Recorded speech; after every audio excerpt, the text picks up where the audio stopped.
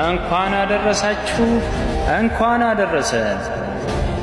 እንኳን ለ35ኛ ዋራ ጉባኤ በሰላም አደረሳችሁ።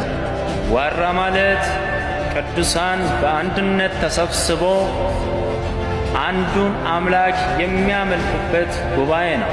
ብዙ ነፍሳት በኢየሱስ ስም ተጠምቆ መዳን የሚያገኙበት፣ ከበሽታ ከአጋንንት ከእስራት ከደዌና ከተለያዩ ኃጢአት እስራት እግዚአብሔር ነፍሳትን ነፃ የሚያወጣበት ጉባኤ ነው። እንኳን አደረሳችሁ፣ እንኳን አደረሰን። ዋራ ዋራ ዋራ